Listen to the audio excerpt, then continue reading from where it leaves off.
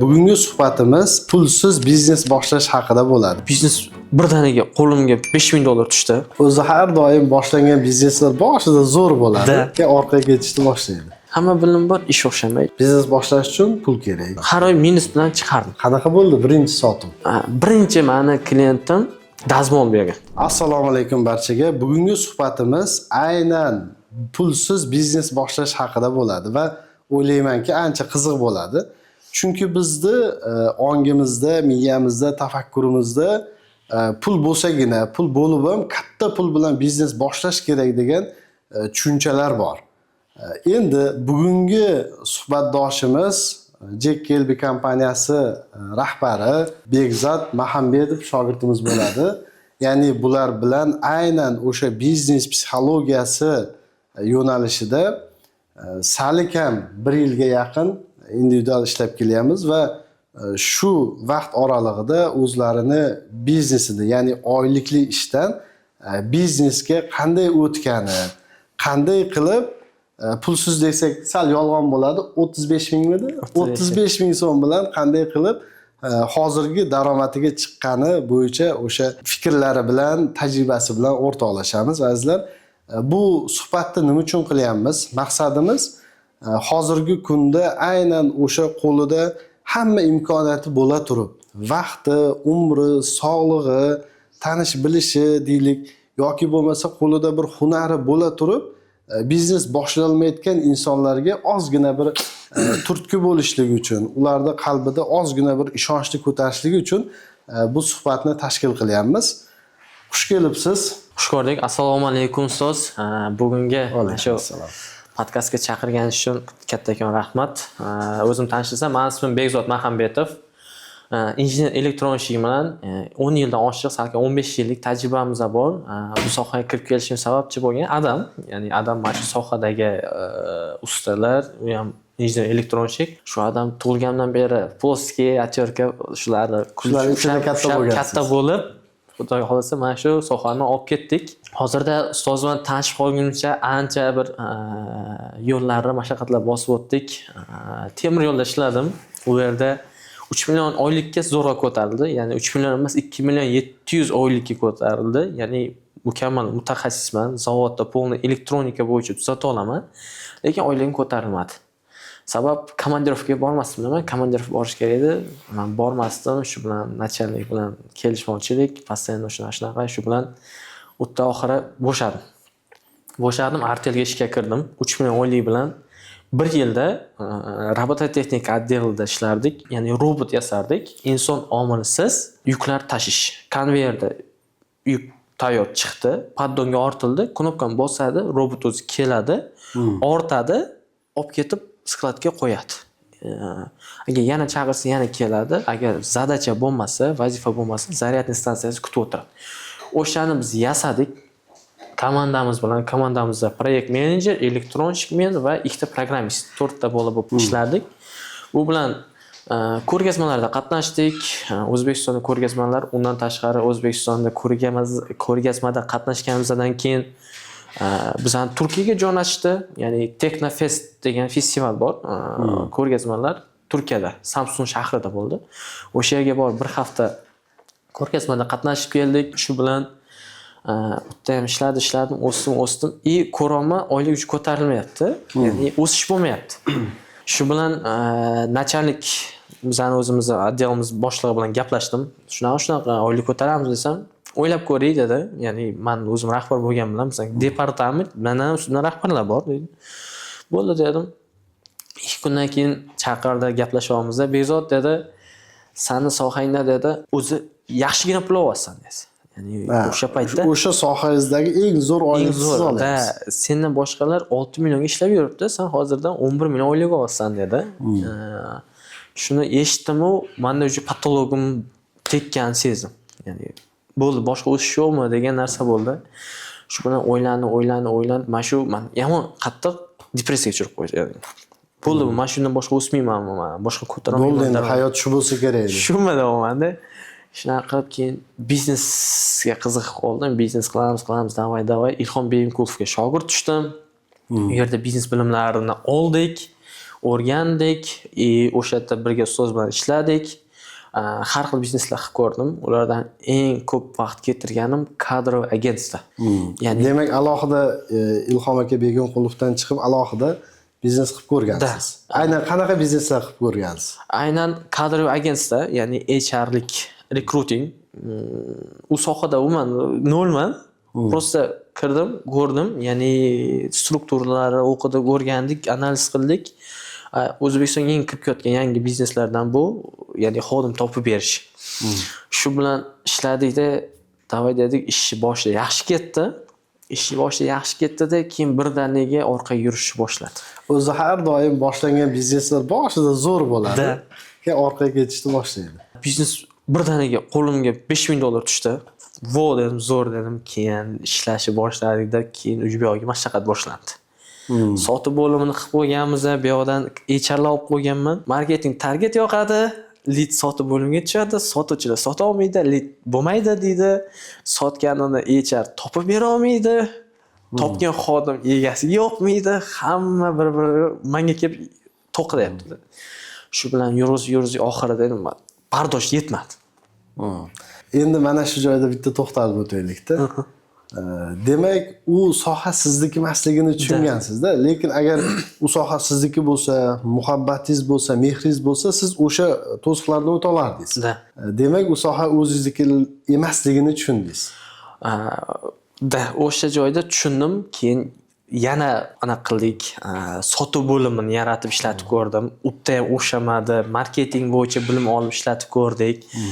Sotuv bo'limini ishlaydi, переговорlar bo'yicha, qanaqa переговор qilish, qanaqa gaplashish kerak bo'yicha bilimlar oldik, lekin hamma bilim bor, ish o'xshamaydi. Hamma bilim bor, ish o'xshamaydi. Shu payt tushunib yetdim, что har bir insonga o'zi Alloh tomonidan berilgan kasb-kori bor deylik. Mana shu kasb-kor meniki elektronika ekan. Shundan baraka topa olar ekanman. Shu bilan shu sohaga kirmoqchi bo'ldim va logotip yasadim. Logotip yasadimda, o'zim xayolimda zo'r mana shunaqa qilaman deymanda, lekin o'shani boshlashga duh yetmaydi. Demak, ichki qo'rquvlar bor. Ichki qo'rquv bor. Chunki men kadr agentsiyada yedim, ana marketingda bo'lmadi, sotuvda bo'lmadi. Endi bu ham bo'lmaymi ekan degan. Katta ehtimol bilan menga aytadi, bu bo'lmaydi, bu ham bo'lmaydi. Chota o neto deydi, keyin oldindagi otamlar ham aytadi, "Sen deydi, jimgina oilayli ishda ishlab yuravergan" deydi-da. Ular ham bo'lmaydi deb. Lekin ichimdan yonaman-da. Shu qiyin keladi, no mana miyaga kelaveradi. Bunaqa bo'lib qolsa-chi. Lekin o'sha biznesga qiziqish baribir bor ekanda. Mana o'sha birinchi ishxonangizdan ham temir yo'l dedingizmi? Temir yo'ldan ham nimaga chiqib ketdingiz? Birinchi oylik kam bo'lganiga, ikkinchi baribir o'sishni ko'rmadingiz. Ikkinchi ishingizda ham patologga qadaldingiz, bo'ldi, bundan boshqa o'sish yo'qmi degan savolni o'zingizga berib, undan chiqib ketdingiz. Demak, ichingizda bo'lgan. Avvaldan. Patolog shu temir yo'lda ishlaganimizda o'sha zavodda men bemalol yurg'iz olyapman, ya'ni buzilsa chaqiradi, reshet qilib bera olaman. 90% holatda reshet qilaman, 10% da ustozlarim. Shu yerda 20 yillik tajribaga ega ustozlarim boradi. Keyin o'sha o'tdan o'sish to'xtagandan keyin bu yoqda daromadim to'xtayapti, bu ham to'xtayapti, shu bilan ketganman. Artelda ham shu robot yasadik, proyektlar bo'ldi. Yangi narsalar qilinish to'xtab qolyapti. Qanaqadir odam unaqa bo'lib qoladi. Lekin o'sha sohangiz bo'yicha eng cho'qqisiga chiqa oldingiz. Eng cho'qqisiga chiqa oldik. Keyin nima qildingiz? O'sha hammasi boyaga boshlagan biznesingiz o'xshamagandan keyin oylikli ishga kirdingizmi? Hamma ishlar o'xshamagandan keyin qarzga kirib ketganman, shu o'xshamagan. Birinchi qarzga kirgansiz. Конечно, chunki kadr agentsiyada biz lead olardik, marketingdan sotardik, pulini oldindan olardik, ya'ni sotuv zo'r, pulni oldindan olardik, xodim topib bera olmasdik. Ya'ni servis bo'lmadi. O'sha ular aytayapti, pulni ber yo xodim ber deyapti. Bergan xodimimiz ularga yoqmayapti.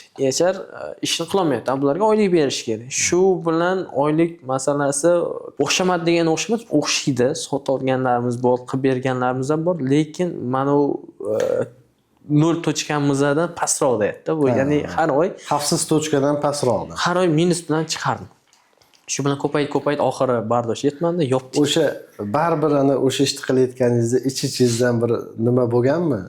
Mazza qilish, psixologiyada katarsis holati bo'ladi, uni mazza qilish. Yo'q, men faqat pul uchun ishlardim. U paytda pul uchun ishlardim. Pul uchun, ya'ni pul yaxshi bo'ladi derdik, pul uchun ishlardik. Oylikli ishga kirdik, musofoga kirdim. Sut, qatiq, ya'ni молочный produkt ishlab chiqaradigan. U yerda salkam 1 yil ishladim. Ya'ni oylikli ishga kirganman. Undan oldin Bekmurod aka degan mana hamkasbim, birga ishlaganmiz, birga yurganmiz, ustozim bir ikkita maslahatlar beradigan. U aytardi: "Bekzod, senda bloklaring bor. O'sha bloklarni yechish uchun mana Baxtiyor Mamirov degan ustoz bor, o'shanga borgin, yechib beradi.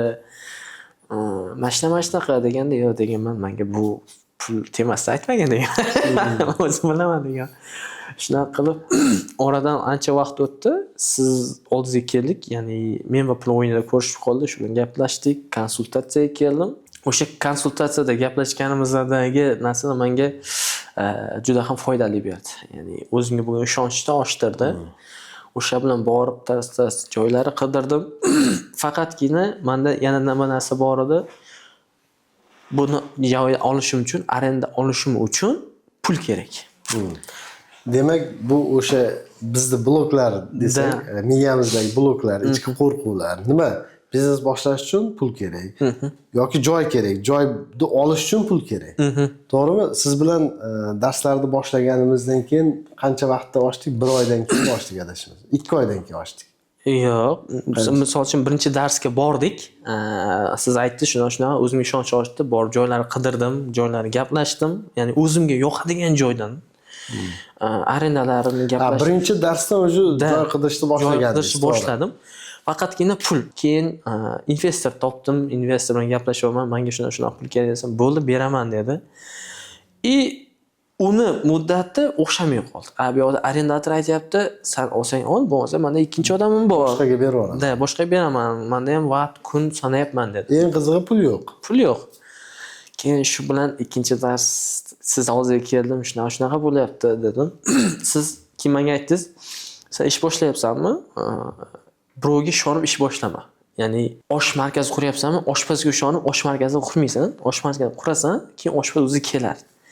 O'sha gapni shunday qildimda, menga ta'sir qildi. Shu bilan chiqib bordimda, tavakkal dedim. Cho'chaydi pul yo'q. 35 ming pul bor, qanchadan pul bor, ya'ni 100 ming atrofidadir. Bitta magazinga kirdim, u yerdan tasbih oldim, bitta mushkambar oldim. Общий summasi 35 ming bo'ldi. 35 ming. 35 ming bo'ldi-da, keyin arendator katta yoshli onaxon shu bilan biroz borib suhbat qildik, gaplashdik. Umralarga borgan ekan. Ya'ni ham suhbat bo'lib, gaplashib o'tirib men aytdim, "Men hadya sizga" dedim. Nima deydi? Hadyani berdim-da, chin ko'ngildan hadyani berdim-da. Sizda mana shu joyingiz yoqdi menga. Ishlamoqchi edim, lekin menda pulim yo'q. Ya'ni investorim, pul beradigan odamim, puli kelmay qoldi.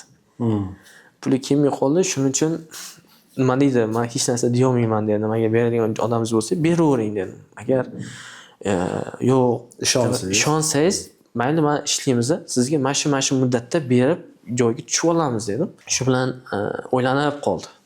Biroz o'ylandi-da, "Shunaqa bera olasanmi?" dedi. "Qiynalmaysanmi?" dedi.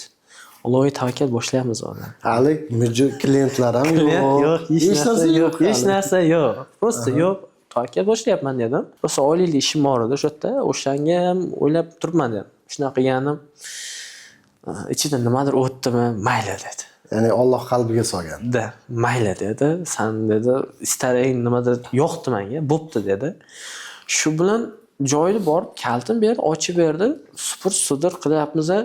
Padal o'tda ustaxona bordan hech kim bilmaydi. Demak, avval ustaxona bo'lgan o'sha. Ya'ni ustaxona bo'lgan, oldinga egasi yurita olmagan, ketgan. Ya'ni ayrim sabablarga ko'ra. Bu yerga bordim, ochdik. Kir, chang, o'sha anchada yuritilmagan joy, sport tozaladim. Endi keyingi etap reklama yopishtirish, banner qilish kerak, u qilish kerak. Joyda ochib oldingiz. Endi mijozlar chaqirish kerak. Mijoz chaqirishga borib baqirib yursangiz bo'lmaydi. Ya'ni reklama qilib, banner qilish kerak, shu kelganda topa olish uchun, masalan. Shunaqa qilib poligraflarga qo'ng'iroq qildim. ya'ni bir sal tanishroq bola bor edi. Aka dedim, shunaqa ish boshladim. Men shuna plakat kerak, yasab ber, pulni sразу bera olmayman lekin. To'g'risini aytdim, sразу aytdim. Pulni bera olmayman.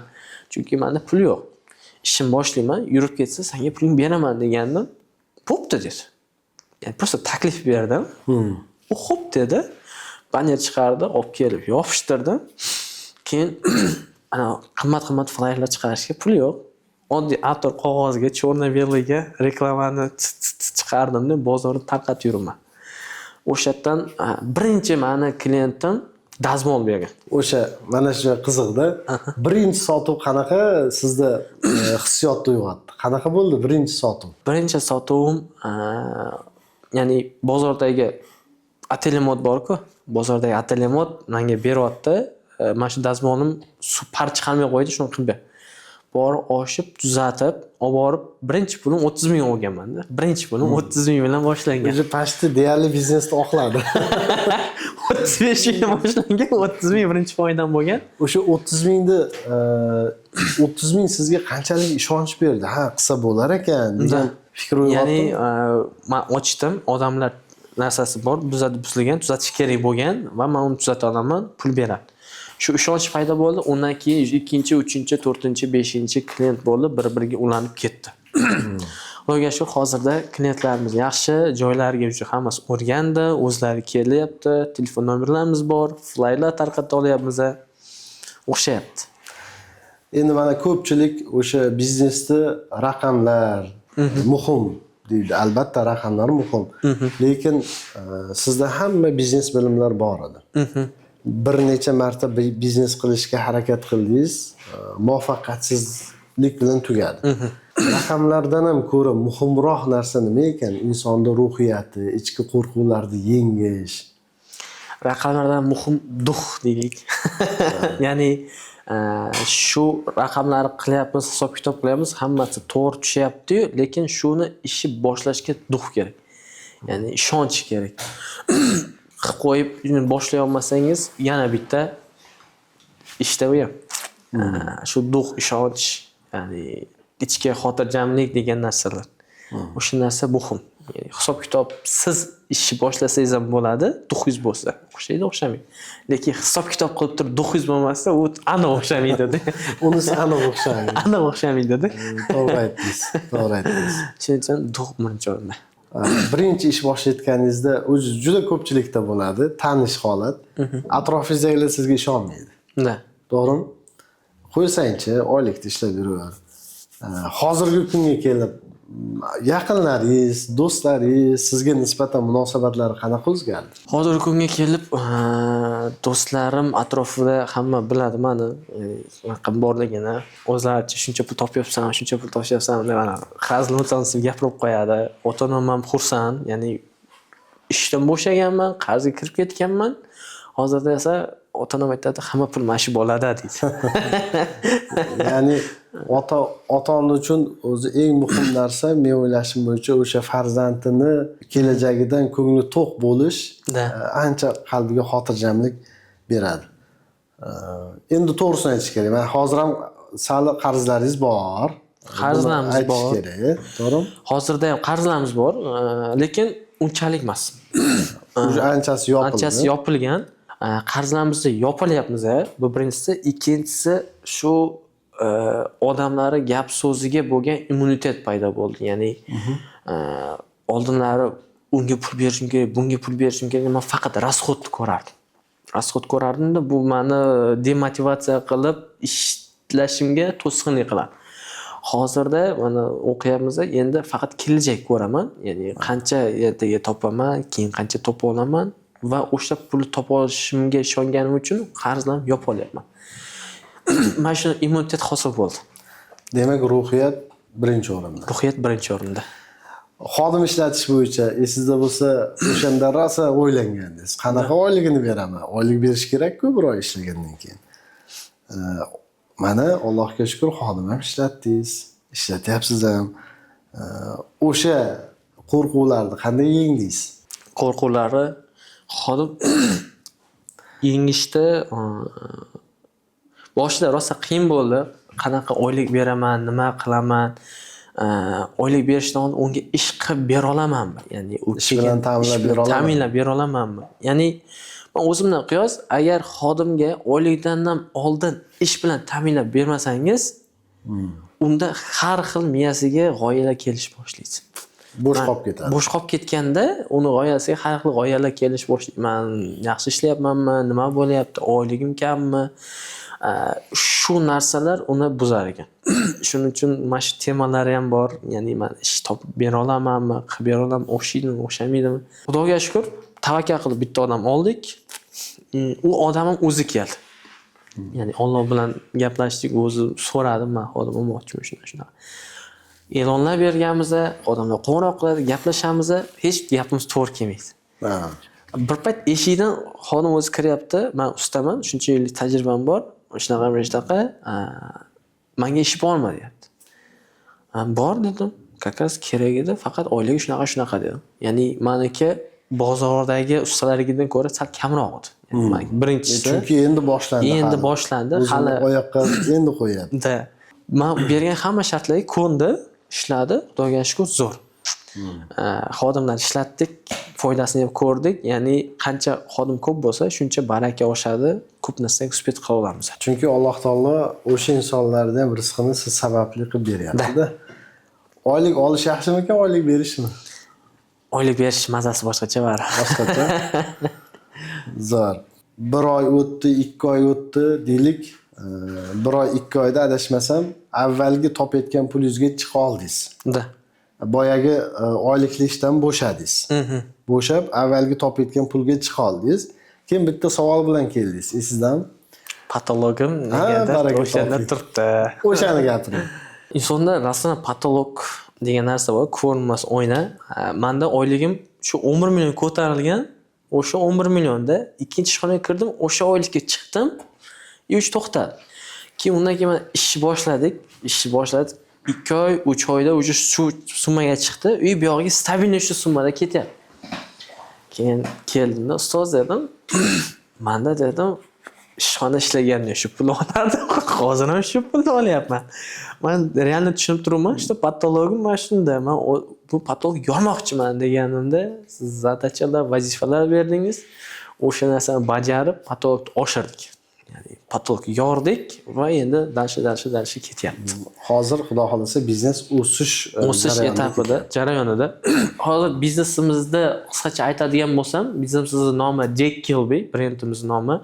Bu amerikalik ixtirochi, o'zining davrida integral mikrosxem va mana shu tranzistorlarga katta o'zining hissasini qo'shib ketgan inson. Faqat buni insonning ismini hech kim bilmaydi. Faqat biz Tesla, volt, amperni bilamiz, lekin buni ismini hech kim bilmaydi. Ya'ni tarixda yopilib ketgan. Mana shu ismini rivojlantirish hisobida o'zimizga brend qilib oldik. Yo'nalishimiz bo'yicha hozirda asosiy 3 ta yo'lda ketyapmiz. Remont bытовой texnika, maishiy texnikani tuzatish bo'yicha ustaxonamiz bor va производство ishlab chiqarish texnikalarini tuzatish, stanoklar, katta liniyalarni tuzatish va uchinchisi shogird yo'nalishi bo'yicha, ya'ni biz shogird tayyorlash bo'yicha yo'nalish olib ketyapmiz. Uchalasi bo'yicha ham yo'nalish bor, ya'ni mashinani tuzatamiz. Hozirda bitta ishxonamiz bor, подписка modelida ishlaymiz, u bilan постоянно mana shu производство texnikani tuzatib berish, konsultatsiya berish va buzilmaydigan qilib berish. Производство biz bilan ishlashning nima plyusi bor? Ya'ni biz boramiz, ko'ramiz, kelajakda bo'lishi mumkin bo'lgan buzilishlari oldindan ularga aytib, sizda hozir mana shu joyda buzilish bo'ladi va bu buzilsa sizni standart shunchaga to'xtaydi degan biz informatsiya beramiz. Ular o'zlarining kalkulyatsiyasidan kelib chiqib o'zlari biladi-da, keyin uni tuzatishga o'tamiz. Tuzatish qachon bo'ladi? Ishxonani ishlamaydigan kuniga to'g'rilab, ya'ni ularda kuniga to'g'rilab biza borib tuzatib berib ketamiz. Bizning maqsadimiz ishlab chiqarishdagi prostoylarni to'xtatish. Nima deydi? O'zini sababsiz to'xtab qolishlarini oldini olish maqsadida ishlayapmiz. Xudoga hozir bitta ishxonamiz mamnun. Yangi xudo xolsa yangi yana shunaqa mijozlar qidiryapmiz. O'sha biznesni boshlaganingizda o'zi umuman biron bir ishga qadam qo'yganingiz sari siz uchun yangi imkoniyatlar eshigi ochilishni boshlaydi. Sizda qanaqa bo'lgan? O'sha birinchi boshlaganingizdan keyin qanaqa takliflar tushgan? Mana shu texnika tuzatishni boshlaganimizdan keyin o'sha tuzatyapmiz. Endi yangi sohaga o'tish faqat xayolda bo'ldi. Ya'ni harakat qilish boshladik. Sraz qo'ng'iroq qilyapti-da, aka shunaqa bizada ishxonamizda buziladi, ko'p buziladi. Keyin shuni tuzatib bering. Tuzatib berdim, ma'qul keldi. Aka deydi, bizga oylik ishga kiring. Ya'ni siz pul to'laylik, mana shulari siz o'zingiz kelib yopib keting.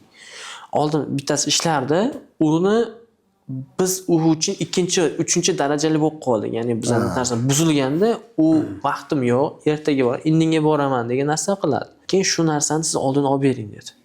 Bo'ldi, xo'p dedim, gaplashdik, siz taklif berdim. Men siz bilan ishlasam, oldindan aytaman.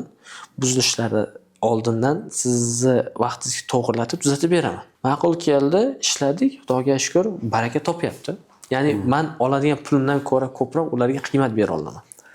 Demak siz ularga ishchi bo'lib emas, hamkor bo'lib. O'sha Jack Kelby kompaniyasi bilan подписка modelida ishlayapsiz. Ya'ni menga konkretno vaqt berilmagan, men shu paytda kelasan degan. Men o'zim oldindan borib, ko'rib diagnostika qilib aytaman. Yoki ularda force majeure holatda tez buzilib qolsa, chaqiradi, sraz boramiz, tuzatib beramiz. Ya'ni ekstrem situatsiyalar men bo'lmasam, men tanishlarim bor, do'stlarim bor, ular borib tuzatib beradi va производствоni to'xtamasdan ishlashiga xizmat ko'rsatamiz. Juda yaxshi. O'zi har bitta inson urilib, surilib, bitta o'zini yo'liga tushgandan keyin bir sinov deymizmi, imtihonlar kelishni boshlaydi. Qanaqa? Ya'ni o'sha vaqtda topayotgan pulidan ko'proq takliflar bilan ish taklif qilishni boshlaydi. Avval yo'q edi, siz qachon harakatni boshladingiz, o'shanaqa takliflar kelishni boshlaydi. Sizda bo'lsa, sotuv bo'limi bo'yicha yaxshigina takliflar tushgandi. Ya'ni o'shanda inson o'zini kasbiga, o'zini qilayotgan biznesiga, o'zini ishiga haqiqiy sadoqatini ko'rsatish kerak.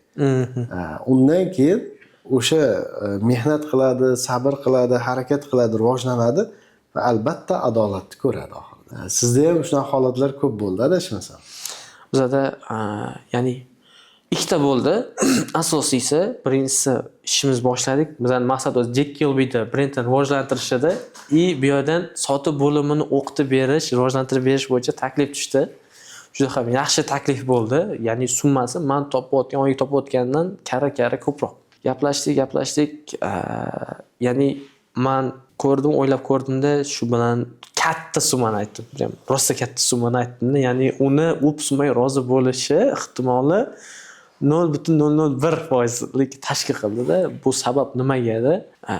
Uni men отказ qilmasdan, ya'ni xafa qilmasdan, yo'q, men senga ishlab bera olmayman deyishdan o'rniga prosta summani kattaroq qilib aytdim-da, to'g'ri tushuntirib to'xtatdik. Ikkinchi ishimiz esa bitta ishxonaga katta stanokka yig'ib berishga chaqirishdi. U stanokka yig'ib berish uchun 2 oy vaqt ketardi. Ya'ni 2 oy vaqt ketardi. 2 oyda ishlata olsak ishlatoldi, ishlatamasa yana cho'zib ketadigan noma'lum muddatgacha. Va u muddatda ishlasam, men Jack Kelby ishim bu yog'im qolib ketardi. O'shaning uchun uni ham to'xtatdik. To'g'ri tushuntirdik, bizlar hozir vaqtimiz yetmaydi dedik va hozirda o'zimizni brendni rivojlantirdik. Shu berayotgan summasi o'zimiz brenddan kelyapti. Ustozning ahamiyati qanchalik insonning hayotida? Ya'ni savolingiz ustozning ahamiyati qanchalik insonning hayotida? Shu narsaga misol qilib keltirsak, ya'ni hammaning tajribasi bor. Bir xil aytadi, ustozi bor desak, men o'zim bilim oshib toshib yotibdi deydi. Yetadi deydi. U bilim projektor faqat orqaga qaragan. Ya'ni u bilimingiz orqadagi chuqurlarni ko'rsatadi, oldindagini emas. Ya'ni siz u orqadagi chuqurlarga tayansangiz, oldindagi chuqurni ko'rmaysiz. Nima qilish kerak? Ustoz olish kerak. Ustoz orqadagi projektori bilan siz yo'lingizni yoritib beradi va siz chuqurga tushmasdan yura olasiz. Ustozlar ko'p. Hamma yo'nalishning o'z ustozi bor. Meni elektronikadagi ustozlarim Aleksandr degan Sasha deymiz, Sasha ustozim hozir Elmurod degan ustozimiz bor. Mana shu asosiy 3 ta ustozimdan maslahat olaman va mana shu psixologik va kuchlar bo'yicha va biznes psixologiyasi qanaqa bu ishimni biznesga qilish bo'yicha sizdan maslahat olaman. Yani ustozlarim ko'p. Har xil yo'nalishda, hamma yo'nalishda o'zimning ustozlarimni olganman. Yoshlarga nima tavsiya berasiz hozir nima qilsam ekan deb o'tirgan yoshlarga? Nima qilsam ekan deb yurgan yoshlarga o'zingiz yaxshi ko'rgan kasbni tanlayda, o'shani biznesga aylantiring. U xoh etik tikadigan bo'lsin, xoh uy tozalaydigan klinik xizmati bo'lsin, hozir kunda har qanday kasbni biznesga aylantirsa bo'ladi. Shuni tushunib yetdim. Yoshlarga kasb o'zingiz tanlang va shuni biznesga aylantiring. Hozirgi kundagi eng muhim narsa nima? Sizga esingizda bo'lsa darsda aytdim. Sizga $1 million maslahat beraman. Fox haqida. Da, esimda endi aytmoqchi edim. Hozirgi 21-asrni katta kasali deymiz desak ham bo'ladi, fokus yo'qligi. Ya'ni bir ishni qilmoqchimiz, fokus qochib ketadi. Yani nimadir qilmoqchimiz, fokus qochadi, boshqa ishlar bilan aylanib, oxiri bu ishimiz hech narsa yurmagan bo'ladi. Shuning uchun fokus juda ham muhim. Kasb tanlash kerak va shu fokus shunga qaratib, faqat shu ishda yurish kerak. Biznes boshlashda pulingiz yo'q edi. Ya'ni o'sha yo'q pulni o'rniga qaysi resurslaringizni ishga soldingiz? Juda ham yaxshi savol. Ya'ni pul yo'q edi biznes boshlash uchun resurslar. Odamda resurslar ko'p. Qo'limiz bitta resurs, oyog'imiz bitta resurs, ko'zimiz, gapirishimiz, muomalamiz bular hammasi resurs, tanishlar resurs. Ya'ni bu yerda men resurslarni ishga solgandan bittasi bu muomala resursi, tanish bilish resurs. Tanishlarim bor, boraman, muomala qilaman, gaplashaman, rozi va ishimiz davom ettirib ketyapti. Va mana shu joyda bitta narsani men juda ham o'zimga olganman, ya'ni taklif berish. Taklif berish. Har doim taklif beraman. Unga qulay bo'ladimi, bo'lmaydimi? Menga qiziqtirmaydi. Taklif beraman. Yoqsa ishladi, yoqmasa keyingi etap nimadir qilarmiz. Oddiy misol, bozorga boraman, mashinasini 100 ming desa, aka 50 ming beraman deb taklif beraman. Ya'ni psixologik aytaman, yuziga qarab turaman. Agar u yuzida o'ylanib tursa, demak u hisob-kitob qilyapti, qancha menga pul qoladi, nima qiladi. Значит, buni olsam bo'ladi. Agar sirazi jahl qilib ketsa, значит, men oshirib yuborman. Mana shu kichkina nyuansi buni любой joyda ishlatsam bo'ladi. Tanishlar bilan gaplashamiz, taklif beraman, yo'qsa ishlat. Mana shu insight hamma joyda ishlataman. Taklif. Zo'r. Xo'p, darslardan olgan yoki o'sha darslarimiz mobaynida o'rgangan bilimlaringiz ichida qaysi biri bir hayotingizni fikrlashlaringizni tubdan o'zgartirishga bir sabab bo'lgan, turtki bo'lgan? Sizda olgan darslar, insightlar juda ko'p. Hozir bir nechtasini sanab beraman. Bulardan bittasi to'pa qilish. Sizga aytamiz, просто bor to'pa qil deysiz, shunaqa sizdan dars o'tamiz, boraman, sira chiqaman, tez ishni bajaraman. Bu narsa menga nima beradi? Duh beradi. Ya'ni bordim, qildim, o'xshadi. Agar qilmasam, u cho'zib ketaveradi. Misol uchun siz bitta vazifangiz bor, brokerlarga qo'ng'iroq qilish. O'shani shu kuni qilmadim. Ikkinchi kuni yoqmayman, uchinchi kuni yoqmayman va menga hayotda o'zi, miyam o'zi har kunlik vazifalar sazat qilib beryapti. Shu ishni qilmaslik uchun. Ya'ni birinchida qilolmadimmi, o'sha bu yoqqa qila olmayapman. Situatsiyalar shunga taqozo qilib qo'yapti. Bu birinchisi, ikkinchisi miyamizdagi yacheykalar. Ya'ni bizning miyamizni olsak, ong ostimizni olsak, uning ichida yacheykalar bor. Yacheykalarimiz agar X lar bilan to'ladigan bo'lsa, keyingi qiladigan ishimiz ham X bo'lish ehtimoli katta degan narsa. Biz shuni galchkaga to'ldirishimiz kerak. O'sha insight juda ham menga yoqdi. Ya'ni o'zimizga bergan va'dani albatta bajarishimiz kerak. U xoh kichkina bo'lsin, katta bo'lsin, va'dani bajarish kerak. Bulardan oddiy misol, har kuni ertalab yuguraman. 667-kuni challenge paxotkamizdan 667 kun. Demak, 667 kundan beri ertalab turib har kuni yuguramiz. Yuguramiz, ozgina yuraman, yana ozgina yurib qaytib ketaman. Mana shu menga duh beradi. Ko'pchilik aytadi, nima uchun yugurasan, nima foydasi bor, men semirib ketyapsan deydi. Lekin aslida men yugurib kelgandan keyin o'zimga bo'lgan ishonch ortadi. Ya'ni sog'liq bu bir tarafda, lekin ishonch bu ikkinchi tarafda. Erta yugurib kelib ishonchim oshadi. Yugurmagan kunim qanaqangi ishonch uchun nimadir ishlamayapti, kayfiyat tushgan, o'xshamayapti, shunaqa bo'ladi. Ya'ni ishonch bilan boshlayman kunimni. Mana shu narsa muhim. Ko'pchilikka aytgim kelmaydi bu narsani, chunki boshqacha qabul qiladi. Demak, insonda o'sha har qanday, u kasbiy nuqtai nazardan bo'lsin, biznes nuqtai nazardan bo'lsin, mayliki qo'yingki, oilaviy munosabatlar nuqtai nazardan bo'lsin, demak insonni ruhiyatini atrofiga hammasi qurilar ekan. Insonni ruhiyati qanchalik kuchli bo'lsa, o'sha niyatlarini sofligi qanchalik toza bo'lsa, demak insonni ishi ham yurishib ketaveradi. Oldiga qo'ygan maqsadlariga ham Allohning fazli bilan sekin-sekin erishib ketaveradi. Siz bilan darsda o'tganimizdan beri menda katta o'zgarishlarning bittasi, ya'ni ichki xotirjamlik. Ya'ni qanday situatsiya bo'lmasin, o'zimni xotirjam tuta olaman. Oldinlari sal nima narsa bo'lsa jahl qilib, baqir-chaqir urushib, nimaga unaqa bo'ldi, urushib ketardik. Hozirda qanday situatsiya bo'lsa ham spokойный, indamay jilmayib, nima qilamiz? Bir xil aytadi, senga kirib chiqadimi bo'lsa, tushunaman, bilib turibman, endi nima qilay deyman-da. Mana shu narsa juda ham katta foyda beradi. Ya'ni bu biznes deylik, hayotda deylik, mayli biznes misolida keltiraylik. Bugun ochdik, ishimiz o'xshayapti, xursand bo'lib ketyapmiz. Ya'ni bizning emotsional anaqamiz mana hali kuchsiz. Ya'ni sal yaxshi bo'lsa, xursand bo'lib ketyapmiz-da. Ertasiga bitta ham klient kelmadi, bir so'm pul tushmadi. Va endi mana biznes o'xshamas ekan, nima bo'lar ekan? Ya'ni tushgan holat. Mana shu emotsionalniy sila. Ya'ni bizning kuchimiz. Mana shu narsani bir holatda ushlab turish bo'ladimi, bo'lmaydimi, shu holatda ushlab tura olish o'rgandim. Juda yaxshi. Rahmat sizga samimiy suhbat uchun. Bu videoni ko'rib turgan, ichida g'ayrati bor, davay deydigan bolalar bo'lsa, texnikaga qiziqadigan bolalar bo'lsa, bizani Jack-Kilby kelajagi O'zbekiston bo'yicha, SNG bo'yicha, butun O'zbekiston, dunyo bo'yicha Jack-Kilby ustaxonasini ochish. Bu bir. Ikkinchisi, butun dunyo bo'yicha производство texnikalarini remont qilish, robototexnikaga kirish, elektromobil remont qilish va ishlab chiqarish, mana shu sohalar, instrument va Jack-Kilby akademiyasini ochish, mana shu yo'nalishlarimiz bor. Agar sizlarga qiziq bo'ladigan bo'lsa, sizni komandamizga taklif qilamiz, bizlar komandaga qo'shilinglar, birga rivojlanamiz. Zo'r.